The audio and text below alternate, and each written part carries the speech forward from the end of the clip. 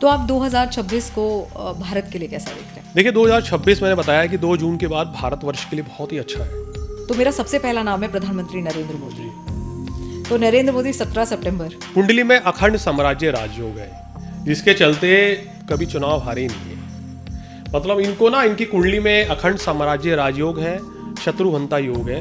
इनको हरा पाना नामुमकिन तो नहीं है, लेकिन बहुत ही मुश्किल है। भविष्य के प्रधानमंत्री योगी आदित्यनाथ हो सकते हैं। और 27 में ये फिर से दोबारा एक नया वर्ल्ड रिकॉर्ड बनाएंगे। तो लोगों ने इसको एनडीए में फूट की तरह देखा, लेकिन ये तो गेम ही पलट गया। आप जो चाहेंगे वो होगा। अगर आप मिट्टी पे भी हाथ रखेंगे वो भी सोना बन जाएगा। कुर्सी छोड़ी है उन्होंने और राज्यसभा की तरफ रुख कर लिया है। ईरान, इजराइल और अमेरिका का जो तनाव था, जिसने युद्ध का रूप ले लिया है, या ये किसी बड़े विनाशकारी चक्र का संकेत है? जो उसके आगे बढ़ने की कोशिश करता है, या जो देश तरक्की करने जा रहे हैं, अमेरिका कोई चीज बड़ी खटकती है। टॉलरेंस लेवल लोगों में बहुत कम होता जा रहा है। आप सड़क पर देखें, आप छोटा सा ट्रैफिक देखकर परेशान हो जा रहे हैं। क्रोध की अधिकता आना, अपशब्द बोलना, गाली गलौज होना, दुर्घटनाएं होना। इसमें ये तय था कि खामेनेई या कोई बड़े पद का पदाधिकारी इस युद्ध की बलि चढ़ेगा। और अभी ये समय अभी समाप्त नहीं हुआ है।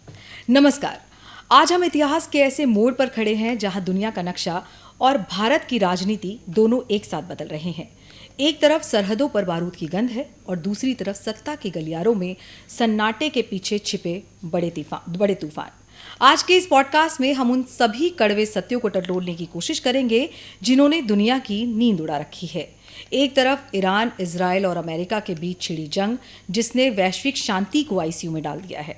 क्या ये किसी महाविनाश की आहट है?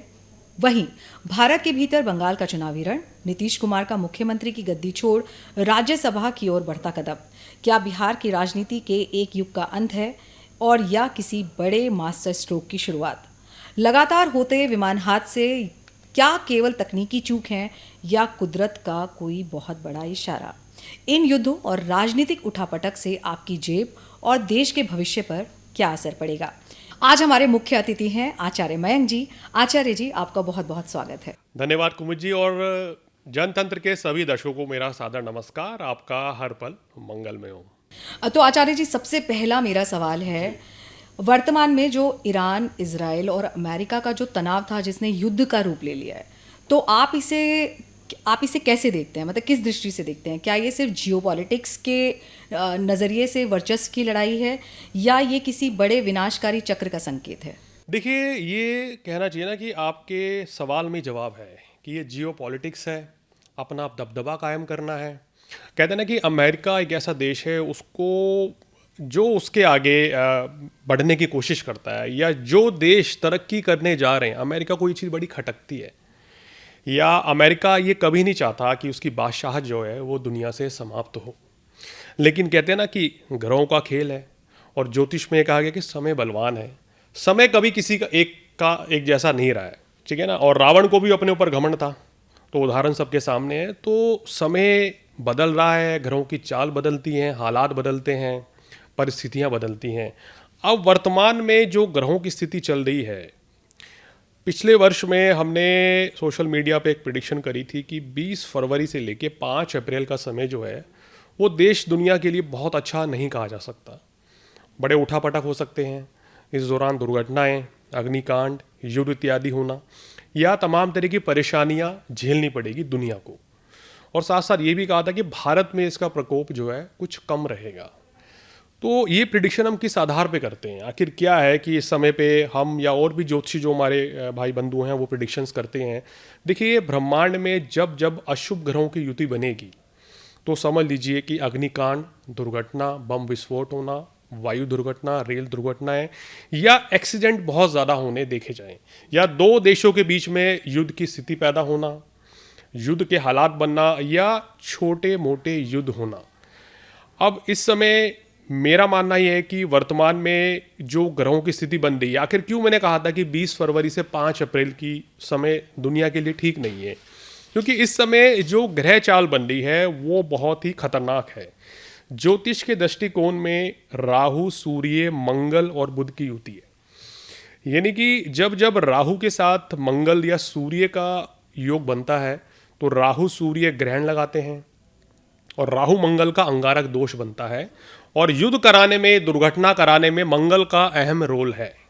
अगर मंगल नीच का होगा तो दुर्घटनाएं होंगी, युद्ध होगा। मंगल अगर कुंडली में राहु के साथ है, सूर्य के साथ बैठ गया, केतु के साथ मंगल हो गया, सूर्य केतु की युति हो गई, और ये युति अगर तुला राशि, मेष राशि, सिंह राशि में हो गई या कुंभ राशि में हो गई, तो हम देखते हैं कि वायु तत्व की राशि में होने से या अग्नि तत्व की राशि में मंगल, राहु, केतु, सूर्य केतु की युति होने से अग्निकांड दुर्घटनाएं, वायु दुर्घटनाएं बढ़ती हैं। तो इस समय पे अब मैं ये नहीं कहना चाह रहा कि अशुभ युति चल रही है तो घर पे बैठ जाइए हाथ पे हाथ रख के, लेकिन थोड़ा संभल के चलिए। मेरी प्रेडिक्शन इस तरह की होती है।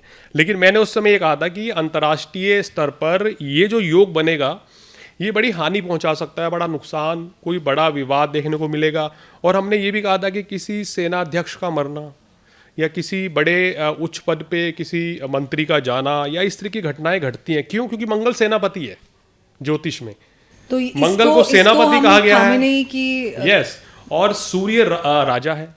अगर राहु सूर्य की युति होगी तो ये देखना किसी ना किसी प्रदेश में, देश में, या किसी राजा की, किसी राष्ट्रपति की, किसी प्रधानमंत्री की, या किसी सेनाध्यक्ष की, या बड़े उच्च पद पे जो व्यक्ति है उसके साथ कोई बड़ी दुर्घटना, मिसहैपनिंग होना या मृत्यु होना, इस तरह के योग बनते तो हैं। आचार्य जी, मतलब आप ये कहना चाह रहे हैं कि जो चक्र है, ये जो समय का चक्र है, इसमें ये तय था कि खामेनेई या कोई बड़े पद का पदाधिकारी इस युद्ध की बलि चढ़ेगा। और अभी ये समय अभी समाप्त नहीं हुआ है, क्योंकि जिस समय हम पॉडकास्ट कर रहे हैं और आने वाला तकरीबन अभी 1 महीने का समय और बचा है, तो मेरी प्रेडिक्शन ये है कि 5 अप्रैल तक का समय जो है वो थोड़ा सा ज़्यादा भारी है। हालांकि उसके बाद 2 अप्रैल को मंगल राहु का युति जो है, मंगल और राहु की युति हट जाएगी, लेकिन मंगल और शनि की युति बन जाएगी मीन राशि में। वो भी विस्फोटक की स्थिति बनाती है, लेकिन वो उतनी खतरनाक नहीं होगी जितनी 5 अप्रैल तक का समय है। आप देखना, आज आप नोट कर लीजिए पॉडकास्ट में, हमारे जनतंत्र के व्यूअर्स भी देख रहे हैं कि 5 अप्रैल के बाद माहौल बदलेगा या उससे कुछ दिन पहले ही हालात में परिवर्तन होगा, संधि हो जाएगी, कहीं ना कहीं चीज़ों में बदलाव आएगा। तो जब खराब युति बनती है, अशुभ युति बनती है ना, तो जनमानस के अंदर भी आक्रोश बढ़ता है। अब आप देख रहे होंगे, आप दफ्तर में काम करते हैं, इस समय अशुभ युतियाँ चल रही हैं, तो व्यक्ति के अंदर ना क्रोध जल्दी आ रहा है, बहुत जल्दी एग्रेशन आ रहा है। जी जी, लड़ने की मन कर रहा है, एग्रेशन आ रहा है, टॉलरेंस लेवल लोगों में बहुत कम होता जा रहा है। विवाद हो रहे हैं, आप सड़क पर देखें, आप छोटा सा ट्रैफिक देखकर परेशान हो जा रहे हैं। एकदम से मन में नकारात्मक विचार आना, क्रोध की अधिकता आना, अपशब्द बोलना, गाली गलौच होना, दुर्घटनाएं होना, या आप देख रहे हैं सड़क पे रोड एक्सीडेंट का बढ़ना, वाद विवाद बढ़ना, तो ये चीज़ें बढ़ रही हैं। तो हम दर्शकों को यही समझाते हैं कि जब ये युति बनती है तो थोड़ा सा पेशेंस रखें, धैर्य रखें। तो इसका उपाय आप ये कह रहे हैं कि थोड़ा पेशेंस रखें। देखिए, मेरा मानना है कि मैं आपसे तमाम जगह ये चीज़ें उपाय करवाऊं। सबसे पहले उपाय यही है कि अपने अंदर बदलाव लाइए। अगर मुझे आजकल गुस्सा आ रहा है तो मैं सबसे पहले ये जानने की कोशिश कर रहा हूँ ये गुस्सा क्यों आ रहा है, इसका कारण क्या है। पहले मैं वो अपने अंदर ढूंढूंगा। कमी मेरे अंदर है ना, कि मैं एग्रेशन दिखा रहा हूँ, मैं सामने वाले को मैं बेइज्जत कर रहा हूँ, उसको गलत बात कह रहा हूँ, मुझे उसमें खुशी मिल रही है, तो मैं पहले ये देखूंगा कि मैं ऐसा क्यों कर रहा हूँ, गलती कर रहा हूँ मैं। तो ये आचार्य जी, जैसे अभी देखा जा रहा है, जैसे होली का त्योहार था और सिर्फ जरा सी 4 पानी की बूंदे पड़ने पर इतना विवाद बढ़ गया कि इतनी बुरी तरीके से पीटा गया। तो आप की कह रहे हैं ये ग्रहों का चक्र है कि आपके अंदर गुस्सा बढ़ता जा रहा है, पेशेंस लेवल खत्म हो रहा है लोगों में, इंटॉलरेंस बढ़ रही है लोगों में। तो इसका जब इस तरह की युतियाँ बनती हैं तो हम कहते हैं कि सभी लोग जो है, मैं तमाम सोशल मीडिया पे कहता रहता हूँ कि थोड़ा सा आप अपने अंदर बदलाव लाइए। और उपाय सबसे बड़े ये कि जितना कम बोलेंगे, जितना शांत रहेंगे उतना अच्छा है, उस परिस्थिति को टालें। अगर अभी यहाँ 4 लोग बैठ के कोई डिस्प्यूट हो रहा है, कोशिश करें उनमें से 1-2 व्यक्ति अगर उठ के चले जाए ना, तो 10 मिनट के बाद हालात पूरी तरीके से बदल जाएंगे। वरना तो वहाँ वाद विवाद की स्थिति बहुत ख़राब हो सकती है, जिसके गंभीर परिणाम भी हो सकते हैं। तो ज्योतिष यही कहता है कि समय खराब आ गया, थोड़ा सा संभल जाइए। उपाय तो काम करते ही हैं, लेकिन उपाय के साथ साथ हम अपने अंदर कितना परिवर्तन लाते हैं, वो उपायों से भी ज़्यादा काम करता है। अगर मैं आपको कह दूं कि आपका समय खराब चल रहा है आजकल, आपको इन चीज़ों से बचना है, अगर आप वो करके देखेंगे तो आप निश्चित रूप से मेरे को बोलेंगे कि हाँ आचार्य जी, मुझे चेंज लग रहा है। 100% तो नहीं, लेकिन 50% बदलाव आया है वाकई में। अच्छा, तो मैं वापस इसी वाले जी। अपने टॉपिक पर आती हूँ। जैसे इजराइल, इराक और अमेरिका का ये जो जंग छिड़ी हुई है इन तीन देशों के बीच में, तो इसका भारत पर कितना असर पड़ने वाला है? देखिए, भारत के ऊपर मैं पहले से कहता आ रहा हूँ कि कोई खास प्रभाव नहीं पड़ने वाला है। भारत देश के ऊपर केवल और केवल जो समय चल रहा है 5 अप्रैल तक थोड़ा भारी है, क्योंकि आज़ाद भारत की जो जन्म पत्रिका है वृषभ लगन और कर्क राशि की है, और कर्क राशि से अष्टम भाव में वर्तमान में जब हम पॉडकास्ट रिकॉर्ड कर रहे हैं तो राहु, सूर्य, मंगल और बुध की युति है। जनता में आक्रोश है, विपक्ष हावी है, सरकार पक्ष से नाराजगी है। और ये चीज़ मैंने सितंबर अक्टूबर में बोली थी कि क्योंकि ग्रह हमें पता है ज्योतिषियों को समय जैसा आएगा तो परिस्थिति रहेगी, लेकिन ये सब चीज़ें भी धीरे धीरे ठीक हो जाएंगी 5 अप्रैल के बाद। तो भारतवर्ष के लिए 5 अप्रैल के बाद का समय बहुत अच्छा है। 2 जून को देवगुरु बृहस्पति कर्क राशि में आएंगे, तो हमारे देश की आर्थिक स्थिति, हमारे देश की उन्नति बड़ी ज़बरदस्त होने वाली है। तो मैं अपने व्यूअर्स को सबसे पहले ये बता दूं कि जंग, बेशक जंग का माहौल है, बाहर इजराइल में, इराक में, अमेरिका में जंग का माहौल है, बहुत हमारे लोग यूएई बहुत सारी जगहों पर काम कर रहे हैं, लेकिन भारत पर इसका बहुत बड़ा कोई असर देखने को नहीं मिलेगा। तो आप अफवाहों पर बहुत ज़्यादा ध्यान मत दीजिए। तेल महंगा हो जाएगा, स्कैरसिटी हो जाएगी, इसको स्टोर कर लीजिए, इस तरह की तमाम अफवाहों पर आप ध्यान मत दीजिए। आचार्य जी हमें यही बताने की कोशिश कर रहे हैं कि कुछ समय की बात है, उस समय को जल्दी वो समय भी निकलेगा। आप लोग थोड़ा टॉलरेंस लेवल अपना बढ़ाइए, थोड़ा समय के अनुकूल होने का इंतज़ार कीजिए। तो ये तो हो गई देश विदेश की बातें। अब आते हैं बिहार की राजनीति इसमें मैं पर। एक चीज़ और जोड़ना जी, चाहूँगा, बहुत से जी। हमारे दर्शक हैं जी, जो जानना चाह रहे हैं। तो आज आपका पॉडकास्ट हो रहा है, तो आप ही के साथ पहला पॉडकास्ट है उनके सवालों के बाद, क्योंकि हमारे पास सवाल आते हैं, फ़ोन आते हैं, सर इस सवाल को ज़रूर अपने एपिसोड में लीजिए, और मैं आपके साथ कर रहा हूँ। तो मैं कहना चाहता हूँ, बहुत से लोगों ने जानना चाहा है कि भारत के रिश्ते अमेरिका के साथ कैसे रहेंगे और रशिया के साथ कैसे रहेंगे। ये बहुत महत्वपूर्ण सवाल है, क्योंकि जब से डोनाल्ड ट्रंप जी। आए हैं तब से लोगों के मन में ये भावनाएं लगातार हैं। जी। कभी टैरिफ बढ़ जाता है, कभी फिर उनकी दोस्ती फिर से दिखने लगती है, फिर टैरिफ कम हो जाता है, और ट्रंप तो अनप्रिडिक्टेबल होते ही जा रहे हैं। देखिए, अगर मैं अपनी जो विचार, जो मेरे ग्रह नक्षत्र कहते हैं या जो मैं बताता हूँ, पहले से कहता आ रहा हूँ कि भारत और अमेरिका के रिश्ते आने वाले समय में भी बहुत अच्छे नहीं रहने वाले हैं। ये एक ना मतलब की दोस्ती है अमेरिका के साथ, और हमेशा ही ऐसा रहेगा। अभी जब तक ट्रंप हैं, 2 साल का कार्यकाल बचा है, तो वो अपने मतलब के लिए भारत को इस्तेमाल करना चाहेंगे। तो भारत सरकार को ये देख के समझना है कि मेरा असली मित्र कौन है, उसको इग्नोर नहीं करना है।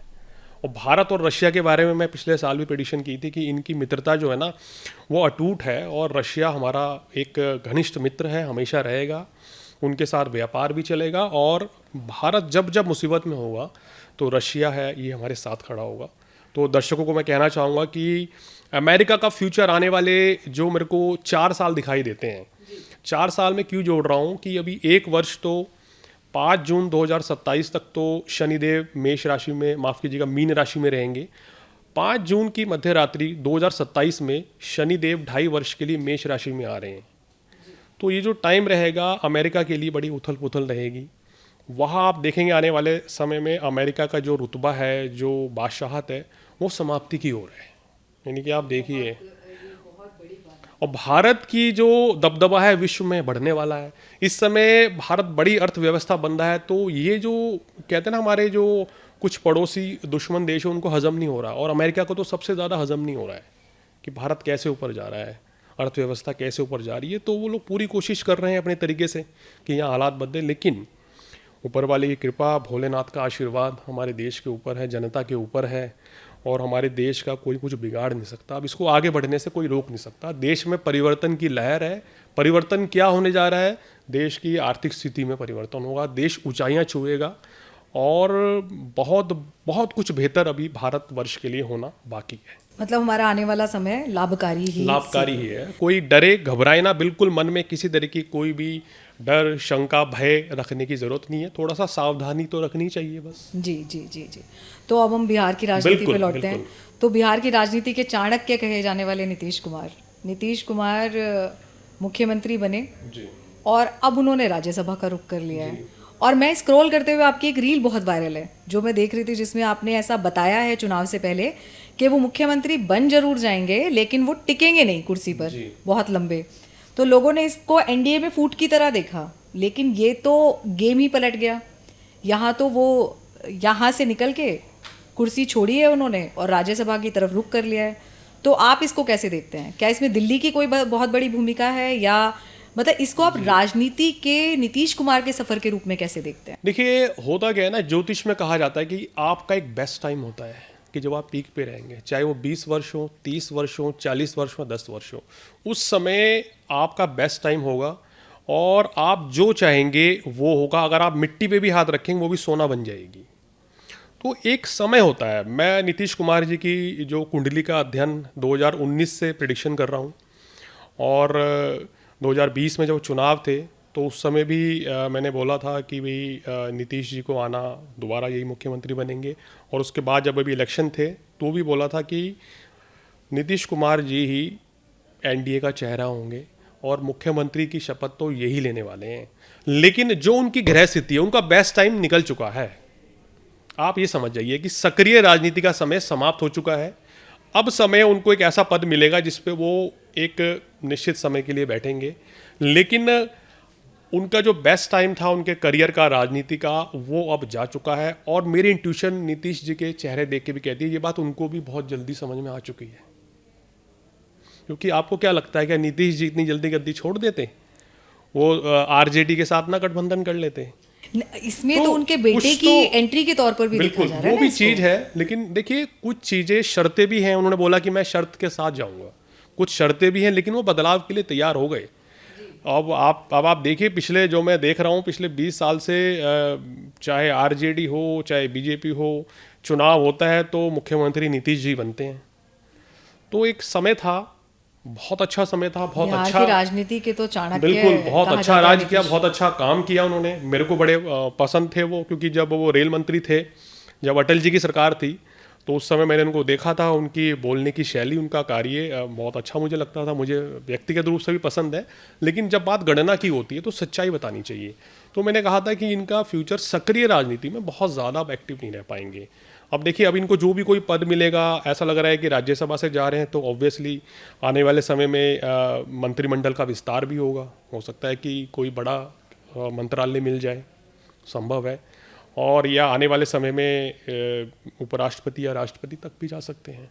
तो एक ऐसा पद रहेगा जो कि एक सीमित उनके दायरे में रहेंगे। लेकिन जो एक्टिव पॉलिटिक्स थी वो अब उतनी ज़्यादा समय में नहीं रहेगी आने वाले टाइम में। मतलब हम ये कहना चाह रहे हैं कि नीतीश कुमार का राज्यसभा का जाना, मतलब जैसे अभी हैशटैग ट्रेंड कर रहे हैं, end of an era, hashtag Nitish exit, तो आप ये कहना चाह रहे हैं कि ये सक्रिय राजनीति से उनका एग्जिट माना जाए? बिल्कुल। और ऐसा नहीं है कि वो एकदम हाशिए पे चले जाएंगे, ऐसा भी नहीं है। तो एक्टिव रहेंगे, मगर जिस तरीके से अभी तक थे वो दौर जो है अब समाप्त हो चुका है। एक उनका 20 साल का स्वर्णिम काल का दौर जो था, वो जिसको दुनिया याद रखेगी। और उनके जो कार्य उन्होंने किया है, जो महिलाओं के लिए किया है, तो वो बहुत ही प्रशंसनीय है। और देखा जाए तो बहुत अच्छा कार्य किया है। जैसे मैंने कहा ना, ज्योतिष में कंडीशन अप्लाई होती है। एक समय आपकी कुंडली में चाहे 10 तरह के राजयोग हों, पावरफुल राजयोग हो, लेकिन एक समय है कि उतने समय तक ही आप राज कर पाएंगे जब तक आपका वो गोल्डन पीरियड चल रहा है।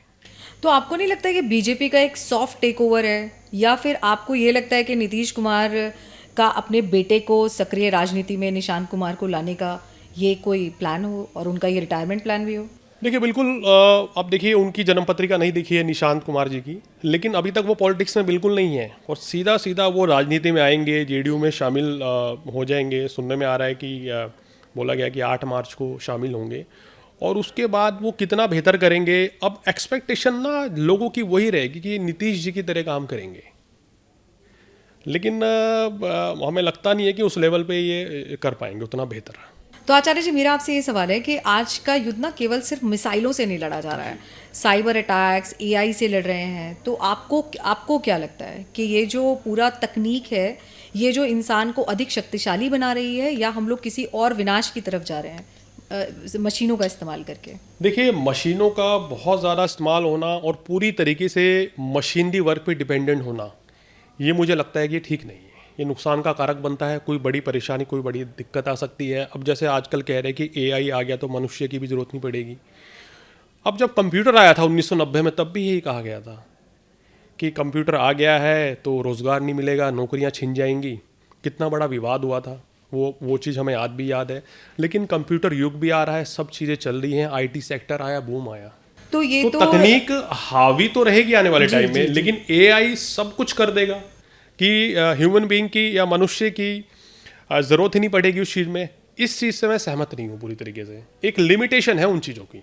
तो मैं ये जानना चाह रही हूँ, जैसे प्रधानमंत्री नरेंद्र मोदी भी लगातार कह रहे हैं कि एआई आपको स्किल्ड करने के लिए आ रहा है, जी। वो आपकी स्किल सेट बढ़ाने के लिए आ रहा है, वो नौकरियां छीनने के लिए नहीं आ रहा है। राइट। लेकिन ये तमाम जगहों पर जैसे आप देखिए अभी एआई समिट हुआ, इतना बड़ा समिट था, तो लोगों में एक ये भ्रम, एक भ्रांति तो फैल ही रही है।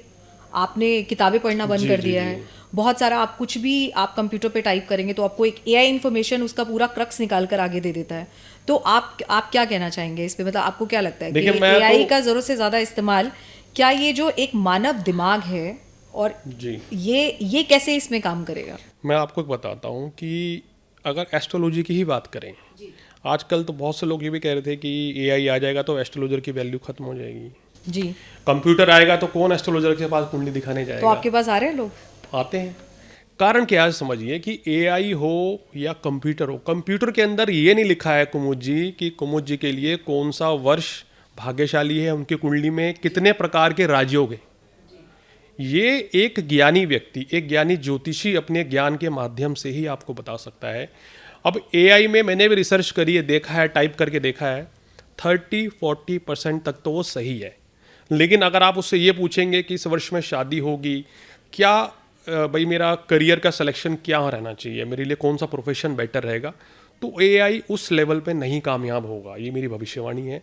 आपको एक ह्यूमन की ज़रूरत पड़ेगी, मानव दिमाग की ज़रूरत पड़ेगी, और उसके बिना चीज़ें कामयाब नहीं होगी। हाँ, एआई एक सपोर्टिव रोल अदा करेगा, उन ज्योतिषियों के लिए बहुत बढ़िया है, बहुत ही चांदी है जो आज के समय में ज्योतिष के क्षेत्र में आ रहे हैं या किसी भी क्षेत्र में आ रहे हैं, तो एआई उनकी हेल्प कर सकता है। लेकिन ऐसा नहीं है कि एआई 100% सही बता दे। तो आचार्य जी, जैसे कि एक डिजिटल मायाजाल बनता जा रहा है ना, हम बहुत छोटी छोटी इन्फॉर्मेशन ले रहे हैं। जैसे हम बहुत छोटी इन्फॉर्मेशन ले रहे हैं, मैंने 2025 में बहुत देखा इंस्टाग्राम की रील्स में कि 2025 का नंबर बनता है 9। राइट। 9 मतलब मंगल का साल है, तो लोग जो 9 नंबर के लोग हैं उनके लिए ये बहुत ही तरक्की लेकर आएगा।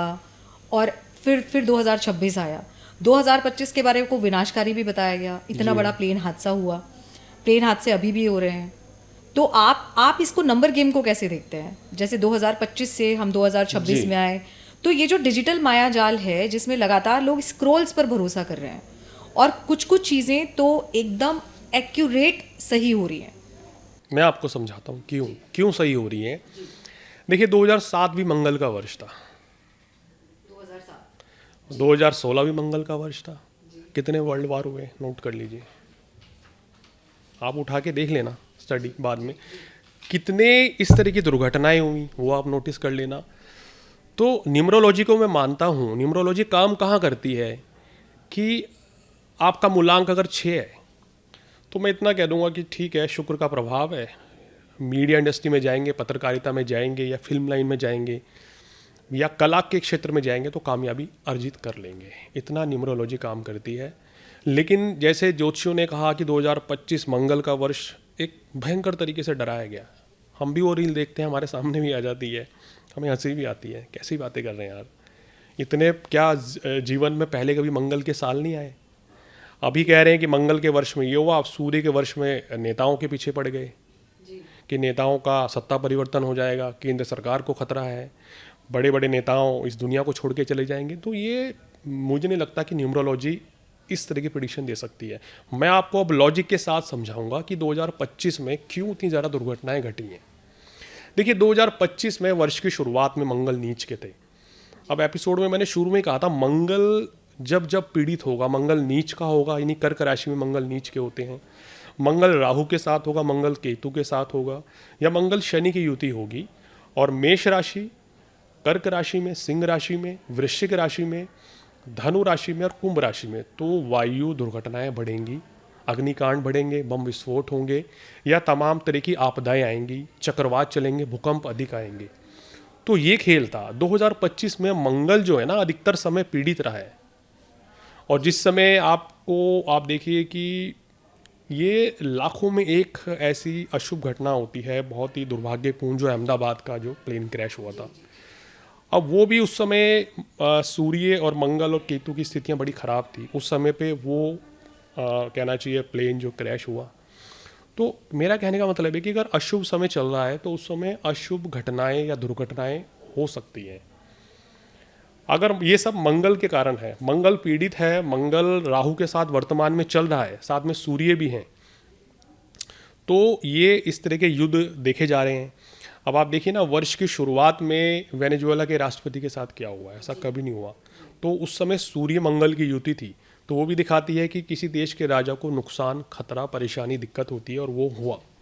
तो जब जब अशुभ युतियाँ बनती हैं तो इस तरह की घटनाएं होती हैं। अब देखिए, कोई भी ज्योतिषी इतनी तो प्रिडिक्शन कर सकता है कि इस तरह की घटनाएं हो सकती हैं, लेकिन किसके साथ होंगी, क्या होंगी, वो कैलकुलेट करना बहुत मुश्किल है, वो इंडिविजुअल है। 2025 का वो विमान हादसा तो कई सालों बाद उतना बड़ा विमान हादसा था। और देखिए, उस तरह की घटनाएं ना कई वर्षों में एक होती है जी। और 2025 इसलिए एक पीड़ित वर्ष था कि संपूर्ण वर्ष में मंगल जो है अशुभ अवस्था में थे, अशुभ राशियों में थे, और सूर्य केतु की युति भी थी। वो वर्ष में हर वर्ष होती है। देखिए, सूर्य हर माह राशि परिवर्तन करता है, और इस बार राशि परिवर्तन करके अभी फरवरी में 13 फरवरी को ये कुंभ राशि में आए हैं, राहु के साथ आए हैं, तो एक महीना रहेंगे।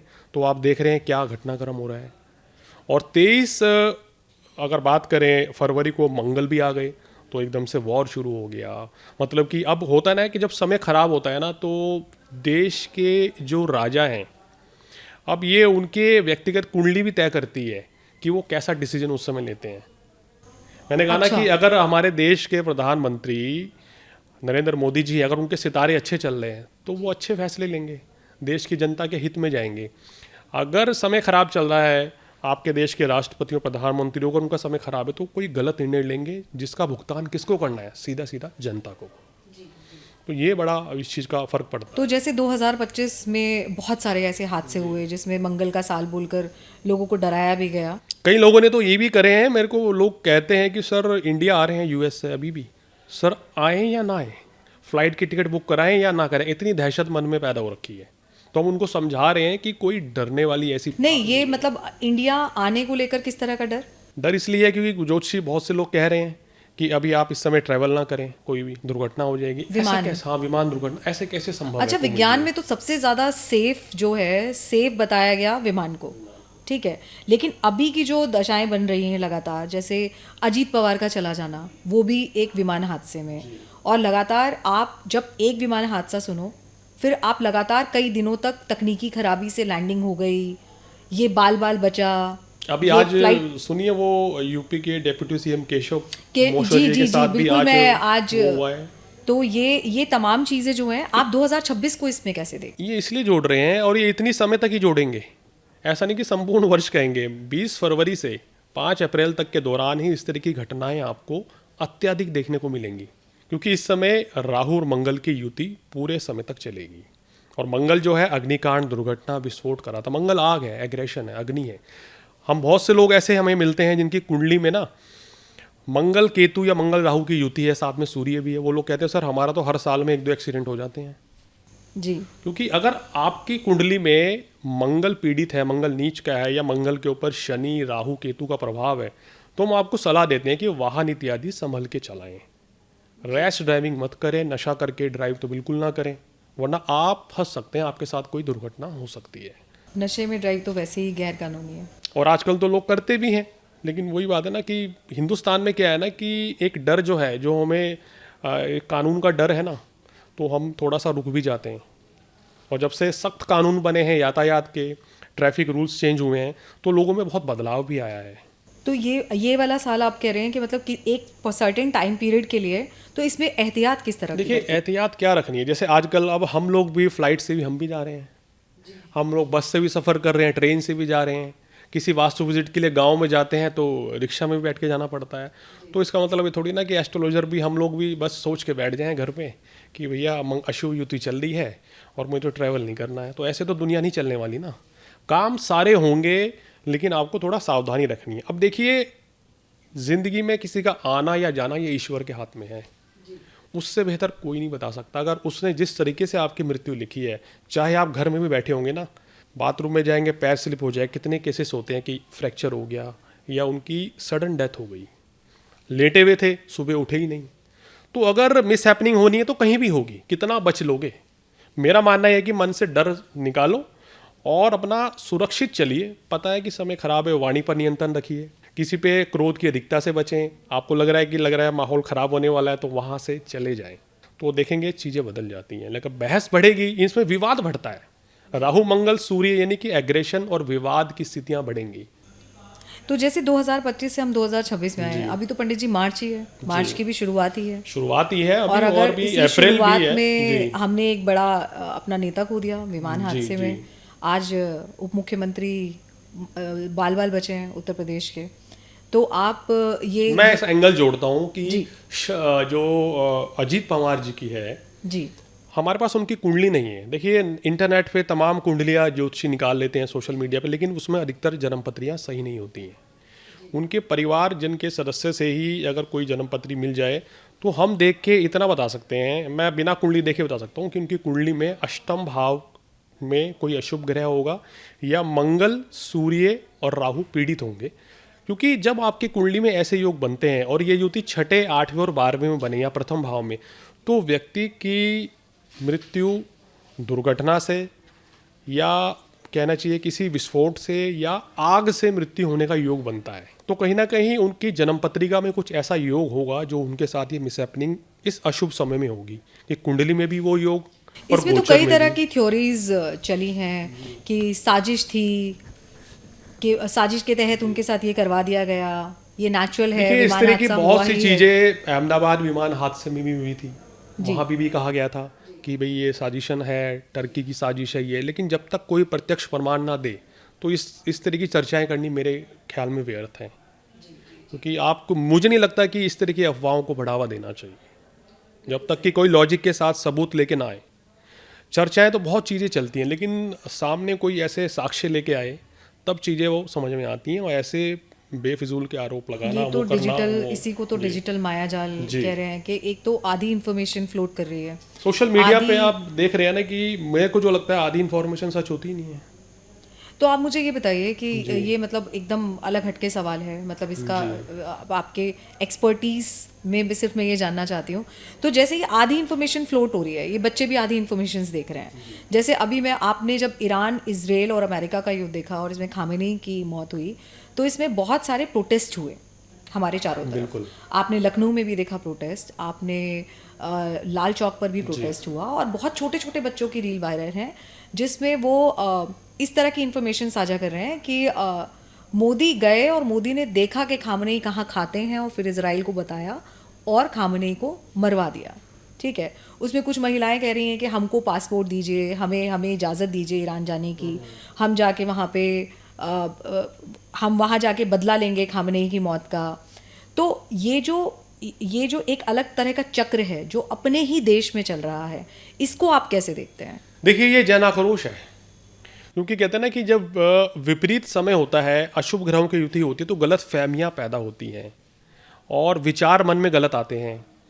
अब कहते हैं ना कि अगर मेरा समय खराब चल रहा है या किसी व्यक्ति का समय खराब चल रहा है तो उसके मन में अपने मित्र के प्रति ही गलत फहमी पैदा हो जाएगी कि यार तू मेरा फ़ोन नहीं उठा रहा है, मेरे को उतनी वैल्यू नहीं दे रहा है। एक अननेसेसरी, हो सकता है कि वो किसी व्यस्तता में हो, तो एक गलत फहमी ये ऐसे विपरीत ग्रह कराते हैं। अब जब तक मैंने कहा ना कि कोई साक्ष्य नहीं है, तो ऐसे किसी भी चीज़ पे आरोप लगाना या प्रधानमंत्री जी पे या किसी भी नेता के ऊपर इस तरह के एलिगेशन लगाना, इसमें कोई लेकिन हम ये इन्फॉर्मेशन फ्लोट होने से तो रोक नहीं सकते। आप देखिए, अब ये सोशल मीडिया आ गया ना, अब तो आप आज मैं कुछ भी बोल दूं, कोई कुछ भी बोल दे तो वो वीडियो वायरल हो जाता है। ये क्रेडिबिलिटी का भी तो खेल है, इस पे सरकार भी यही कहती है। अब आप देखिए जितने यूट्यूबर्स, मतलब मैं सबसे पहले तो ये बताऊं, मैं तमाम यूट्यूबर्स के खिलाफ नहीं हूँ, सब लोग बहुत अच्छा काम भी कर रहे हैं, बिल्कुल। लेकिन प्रोटेस्ट वाली जगह पर जाना, चुनिंदा चीज़ें कि ये व्यू बेस्ड है, इसमें क्योंकि मोदी के बारे में बोला जा रहा है, तो मैंने एक ही छोटे छोटे बच्चे, मतलब जिनमें अभी ज्ञान की कमी है,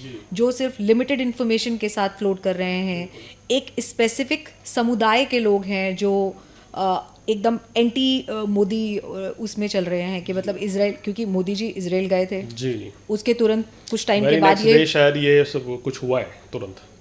जी जी जी तो अब देखिए, अब इस तरह की जो घटनाएं हैं वहाँ गई, कुछ लोग ये भी कह रहे हैं मोदी जी को पता था ये ऐसा हो सकता है, लेकिन इस बारे में क्या सच्चाई है नोबडी नोज, हम भी नहीं जानते, कोई नहीं जानता इसके बारे में क्या सच्चाई है। ये डिप्लोमेसी है, ये दो देशों के बीच की आपस की बातचीत है, या क्या बातचीत हुई है ये किसी के बारे में कोई नहीं जानता।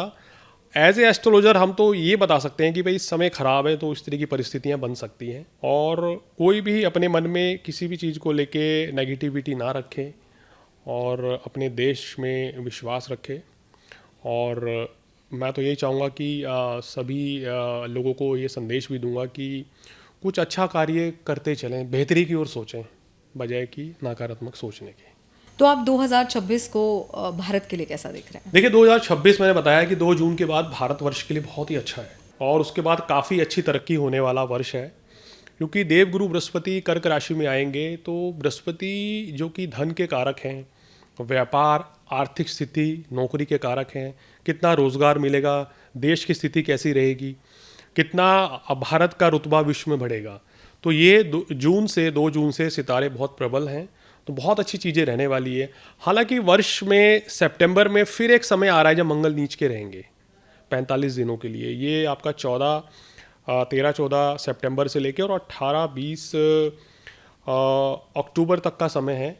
इस समय पे मंगल नीच के रहेंगे 45 दिन के लिए, और सूर्य भी नीच के रहेंगे। तो ये समय फिर थोड़ा सा उठापटक का रहेगा, आप देखेंगे। तो ये किस तरह की उठापटक राजनीतिक उठापटक रहेगी, और कहीं ना कहीं दो देशों के बीच में विरोध का बढ़ना, या कुछ पाबंदियां लगना, या देश में दुनिया में कोई नए कानून लागू होना, ये सब चीज़ें आपको देखने को मिलेंगी। लेकिन ओवरऑल मैंने पहले भी कहा था कि भारतवर्ष के लिए तो 26 में कोई डरने की आवश्यकता नहीं है।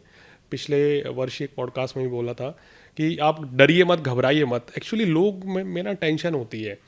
अब जैसे अब देखो, मैं तो एज ए एस्ट्रोलॉजर होकर भी इस चीज़ को बहुत ज़्यादा नहीं सोचता हूँ। अब मेरी कुंडली में भी तो मंगल राहु सूर्य की युति किसी ना किसी भाव में बनी रही है, चाहे लग्न से या चंद्र से। अगर मैं ये सोच के बैठ जाऊंगा कि यार मैं तो काम ही ना करूं, तो मेरा कैसे काम चलेगा, या मैं कुछ भी ना करूं। ठीक है, परेशानी हमें भी आती है, स्वास्थ्य बाधा हमारे ऊपर भी है, तो हम लोग एस्ट्रोलॉजर्स हैं तो उपाय कर लेते हैं, पूजा पाठ करते हैं, ईश्वर पे बिलीव बहुत करते हैं, और ये मानते हैं कि ईश्वर का साथ है।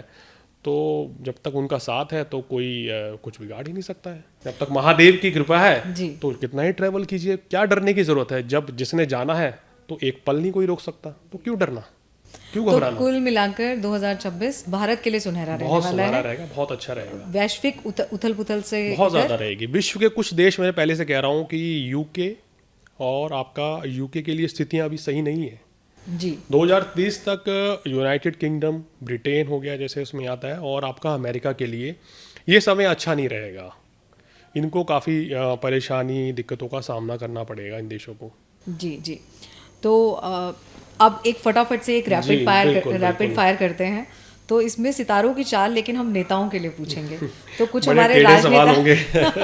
नहीं, बिल्कुल टेढ़े सवाल नहीं है, बिल्कुल सीधे सीधे मेरे सवाल हैं। मैंने आपके लिए 5 नेता चुने हुए हैं जिनके बारे में आपको मुझे उनके बर्थ डेट, उनके नंबर गेम्स के हिसाब से छोटी सी चीज़ें समझानी है। तो मेरा सबसे पहला नाम है प्रधानमंत्री नरेंद्र मोदी। तो नरेंद्र मोदी 17 सितंबर। देखिए 17 सितंबर है, मूलांक के अनुसार 8 है, और उनकी अगर कुंडली की बात करें तो वृश्चिक राशि उनकी है, और अभी वर्तमान में मंगल की महादशा है। कुंडली में अखंड साम्राज्य राजयोग है, जिसके चलते कभी चुनाव हारे नहीं है। मतलब इनको ना, इनकी कुंडली में अखंड साम्राज्य राजयोग है, शत्रुहंता योग है। इनको हरा पाना नामुमकिन तो नहीं है, लेकिन बहुत ही मुश्किल है। मतलब कि आप कितनी कोशिश कर लेंगे, लेकिन इनके ऊपर दिव्य कृपा है, ग्रह नक्षत्र प्रबल हैं, तो ये खुद से छोड़ के जाएंगे तो जाएंगे, हटा कोई नहीं सकता।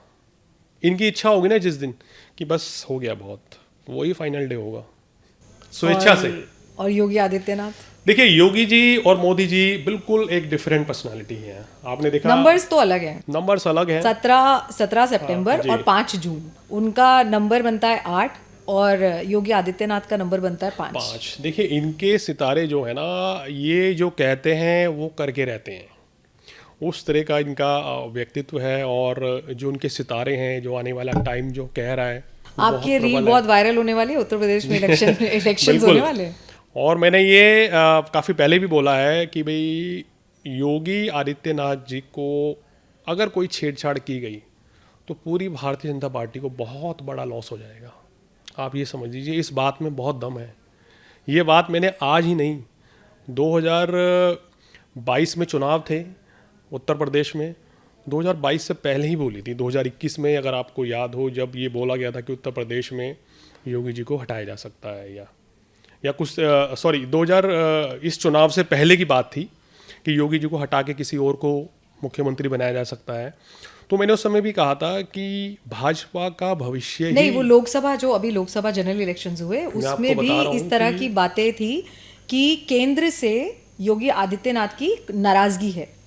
तो वो इस तरह के वो छोटी मैं छोटी आपको बता क्लिप्स रहा हूँ क्या वायरल। है हाँ कि 17 में इलेक्शन हुआ था जी तो योगी जी आए, 2022 में इलेक्शन था जी तो 2021 में मैंने प्रेडिक्शन करी थी। उस समय ये हुआ था कि इनको हटाया जा सकता है और किसी और को बनाया है। तो मैंने बोला कि भाजपा का भविष्य योगी जी है, योगी जी के हाथ में बीजेपी का भविष्य है। अब कितना आगे भाजपा जाना चाहती है वो देख लें। अगर इनके साथ छेड़छाड़ की गई तो भाजपा को नुकसान होगा।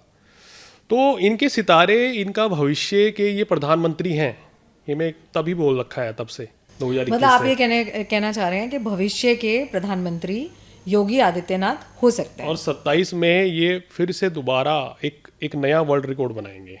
कहना उत्तर प्रदेश में कभी डबल रिपीट नहीं हुआ था कोई मुख्यमंत्री, जी अब ये तीसरी बार भी आएंगे। योगी जी की हैट्रिक करेंगे। हैट्रिक की अनाउंसमेंट कर रहे हैं आप। बिल्कुल, देखिए आपकी प्रिडिक्शन। बिल्कुल, किसी भी वर्ग, कोई भी समुदाय हो, कोई भी धर्म हो, हर कोई चाहता है कि योगी आदित्यनाथ जी 2027 में चुनाव जीते और इनको तो लाकर ही रहेंगे। जी सर, सबसे इंटरेस्टिंग, सारी जनता, यूथ सब जानना चाहते हैं।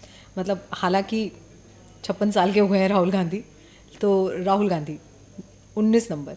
देखिए राहुल गांधी जी, मैं इनसे कभी पर्सनली मिला तो नहीं हूँ, लेकिन फेस रीडिंग तो और हाथ की रेखाएं तो आजकल दिखती हैं, ऐसे करते हैं, तो बहुत अच्छे इंसान हैं, मेहनत बहुत करते हैं। बहुत मेहनत करते हैं, बहुत अच्छे इंसान हैं, भावुक भी बहुत हैं।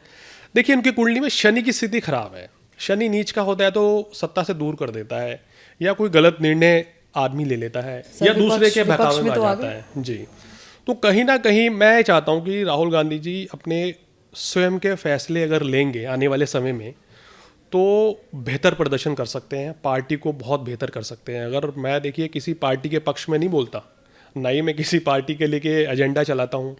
इन्होंने भारत जोड़ो यात्रा निकाली थी, कितना बड़ा फर्क पड़ा था देश में। तो अगर ये इंडियन पॉलिटिक्स में एक्टिव रहेंगे समय समय पे, अब देखिए सरकार की कमी निकालना ही विपक्ष का काम है ना। विपक्ष वो मुद्दे ढूंढे और उनको मुद्दा बनाए जनता के बीच में आके, तो आप बहुत बढ़िया कर सकते हैं। तो ये राहुल गांधी जी अगर जनता के साथ ज़रा जुड़े रहेंगे, जनता के साथ रहेंगे, इस तरह के अगर आंदोलन वगैरह इस तरह के चीज़ें करते रहेंगे तो कांग्रेस को बहुत आगे ले जा सकते हैं। और ऐसा नहीं है कि इनका फ्यूचर अच्छा नहीं है। मेरा एक लाइन का सवाल जी। तो क्या राहुल गांधी प्रधानमंत्री बन पाएंगे? देखिए ओरिजिनल कुंडली नहीं है मेरे पास, आप प्रोवाइड कराइए तो मैं वो कंफर्म नंबर करूंगा। नंबर से दिखा रहा हूँ आप कि थोड़ा क्या- मुश्किल है। किंग मेकर है, किंग मेकर है, King किंग नहीं बनना थोड़ा मुश्किल है, जो न्यूमरोलॉजी और फेस रीडिंग कहती है, लेकिन बहुत अच्छे इंसान है। और प्रियंका गांधी? और प्रियंका गांधी के सितारे बहुत बलवान हैं। अगर उनको बहुत पहले से ही लाया जाता तो आज शायद कांग्रेस बहुत बेहतर कर सकती थी। वो प्रधानमंत्री बन सकते हैं? देखिए बड़ा टेढ़ा भविष्य में। सवाल है, बहुत टेढ़ा सवाल आपने पूछ लिया है, लेकिन मैं कहूँगा कि मैं भी इसमें डिप्लोमेटिक आंसर दूंगा कि अगर कुंडली ले आइए तो जी। बता दूंगा जी कि कब बन सकती है और कौन से वर्ष में। जी। और नीतीश कुमार के बारे में तो आपने बताया ही है। जी, देखिए नीतीश जी के बारे में मैं यही कहता आ रहा हूँ कि अभी इलेक्शन हुआ है 25 में, 20 में भी इलेक्शन हुआ था, तो उस समय भी मैंने बोला था। हालांकि उस समय सब लोग उम्मीद नहीं कर रहे थे कि बिहार में नीतीश जी या भाजपा की सरकार बन जाएगी, एनडीए की, क्योंकि उस समय वो एक ऐसा दौर था कि भाजपा, एनडीए और यूपीए यानी ये आरजेडी कुछ ही सीटों से रह गए थे, मतलब कि तो, और भाजपा को कुछ ही सीटों से समर्थन मिला था। तो ये घरों का खेल है, भाग्य का खेल है। अगर भाग्य आपके साथ है ना आज, तो आप एक रन से भी जीतेंगे। प्रधानमंत्री की रेस में नहीं है ना? नहीं है, मैं पहले ही बोल चुका हूँ कि आने वाले समय में ये एक्टिव पॉलिटिक्स में नहीं रहेंगे, लेकिन मार्गदर्शक बन के रहेंगे।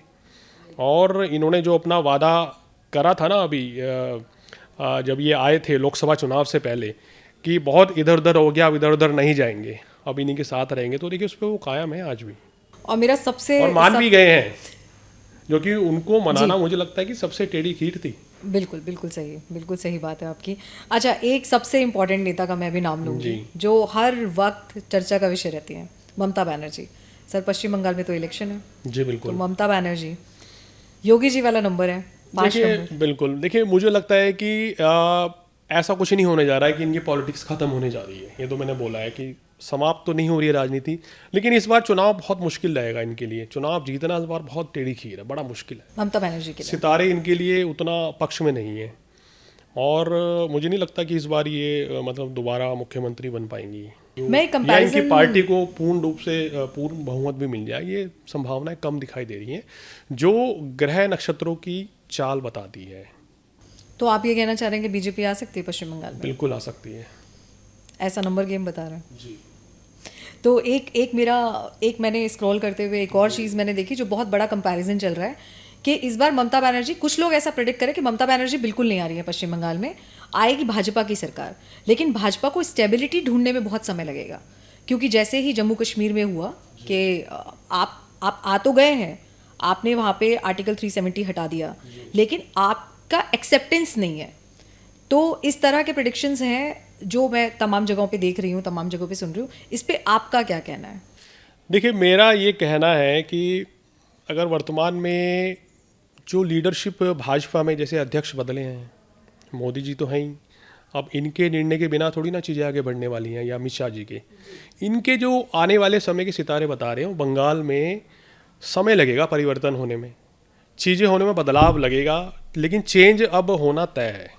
तो एक फटाफट रैपिड फायर के बाद मेरा आखिरी सवाल आपसे, अंत में आचार्य जी, राजा बदल रहे हैं, सीमाएं बदल रही हैं और तकनीक बदल रही है, लेकिन इंसान के भीतर जो है वो डर और लालच ना वही का वही है।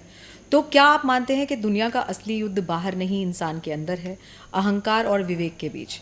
तो इस युद्ध को जीतने का मार्ग क्या है? देखिए बहुत अच्छा आपका सवाल है। मैं आजकल देखता हूँ कि लोगों के अंदर ना अहंकार बहुत ज़्यादा बढ़ता जा रहा है।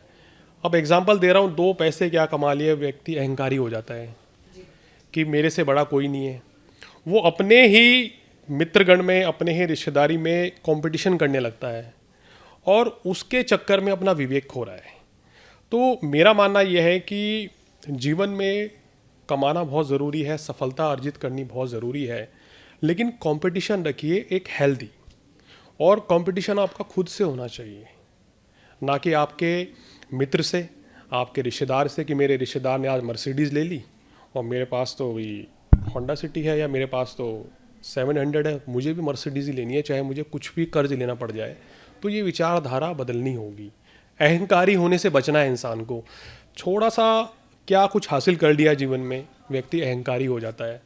देखिए मेरा मानना ये है कि कुछ हासिल करके अगर आप साधारण जीवन जिए तो उससे बेहतर कुछ नहीं है। आप कभी बड़े से बड़े लोगों से आप मिलते हैं, अडानी अंबानी जी हैं, बड़े बड़े बिजनेसमैन हैं, बड़े बड़े नेता हैं, ये कितने सॉफ्ट स्पोकन है, कितने साधारण इनकी वेशभूषा होती है। कभी आप, हमें इन चीज़ों से सीखना चाहिए। उनके पास क्या पैसे की कमी है, क्या किसी चीज़ की कमी है, लेकिन वो कितने साधारण बन के रहते हैं, वो कितनी शालीनता के साथ जीवन को जीते हैं, दिन रात पूजा पाठ करते हैं, सत्य कर्म करते हैं, भंडारा करते हैं, जन सेवा करते हैं। तो ये सब चीज़ें करनी चाहिए। सबसे इम्पोर्टेंट किया है, आप सब कुछ कीजिए, लेकिन हर चीज़ की एक सीमाएं हैं, सीमाएं में रह के कीजिए। और अति लालच करना, अहंकारी होना, आवेश में आके गलत कदम उठाना, दबंगई करना, ये कोई अच्छी इंसानियत की निशानी नहीं है। भगवान ने मनुष्य को जन्म दिया है सत्कर्म करने के लिए, अच्छे कर्म करने के लिए, जन सेवा करने के लिए, पूजा पाठ करने के लिए इंसान को बनाया। वरना तो जानवर भी ये सब कार्य कर रहे हैं। तो इंसान क्या करे ना कि नित्य तो भगवान की पूजा करे, भक्ति में लीन रहे, क्योंकि आपको अगर बचा सकते हैं तो ईश्वर ही आपको बचा सकते हैं, और इस जीवन का परम सत्य है। अगर आप, जो व्यक्ति पूजा पाठ भक्ति में लीन रहेगा, उसके ऊपर कष्ट बहुत कम आएंगे, चाहे वो किसी भी धर्म का हो, किसी भी समुदाय का हो। आप अपने धर्म की, अपने गुरु की, अपने भगवान की पूजा आराधना करें, तो उनकी ब्लेसिंग लें, माँ बाप की सेवा करें, धर्म पत्नी अपने पति का उनको इज्जत दे, सम्मान दे। आज हम प्रवचन तो लोगों को दे रहे हैं, लेकिन क्या ये चीज़ हम खुद फॉलो कर रहे हैं? तो ये देखना बहुत ज़रूरी है हम अपने जीवन में कितना परिवर्तन ला रहे हैं, कितने हम सिंपल लाइफस्टाइल जी रहे हैं, कितना साधारण हम हैं, यही हमारे जीवन में बहुत ज़रूरी है। विवेक समाप्त होता जा रहा है, घमंड बहुत आ गया है, आक्रोश बढ़ गया है, छोटा सा पद हासिल क्या कर लिया, व्यक्ति अपने आप को राजा समझने लगता है कि मेरे से ऊपर कोई नहीं है। इन चीज़ों को आपको अपने अंदर बदलाव लाना होगा। हर व्यक्ति को रेस्पेक्ट देनी होगी, छोटों को प्यार दें, बड़ों की इज्जत करें, तो देखिए चीज़ें आपके लिए बेहतर होंगी। अपने अंदर अगर आप परिवर्तन करने की कोशिश करेंगे ना, दुनिया आपको अच्छी लगने लगेगी। तो यही मेरा छोटा सा संदेश है, यही मैं फॉलो भी करता हूँ, माँ बाप की सेवा भी करता हूँ। हालांकि बहुत कम समय रहता है कि उनके पास जाने का, लेकिन जब भी मिलता हूँ तो उनके साथ बैठता हूँ और भगवान की नित्य पूजा करता हूँ। और कहना चाहिए ना, ब्लेसिंग लेके चलिए, क्योंकि अगर आप ब्लेसिंग लेंगे, गरीब व्यक्ति की सेवा करेंगे, उनको खाना खिलाएंगे, उनका आशीर्वाद लेंगे, तो इससे भगवान भी प्रसन्न होते हैं। और आपको जो ब्लेसिंग से, दुआओं से जो चीज़ आपको मिल सकती है ना, वो कुमुजी दुनिया में कहीं से नहीं मिल सकती। और भगवान भी उसी के साथ है जो पूजा पाठ करता है और हर किसी की मदद करता है। तो यही सबको करना चाहिए। बहुत बहुत शुक्रिया आचार्य मयंक जी, आपने हमें बहुत बहुमूल्य समय दिया। और लास्ट का आपका मैसेज मैं चाहूँगी लोग ध्यान से सुने और कोशिश करके उसको अपनी ज़िंदगी में अप्लाई करने की कोशिश करें। तो आज का पॉडकास्ट हमारा यहीं पर समाप्त होता है। मैं लास्ट में सिर्फ यही कहना चाहूँगी कि युद्ध की आग हो या राजनीति का खेल, सच हमेशा परतों के नीचे छिपा रहता है। आज हमने आचार्य मयंक जी के साथ उन परतों को हटाने की कोशिश की। उम्मीद है आपको ये पॉडकास्ट पसंद आया होगा। नमस्कार।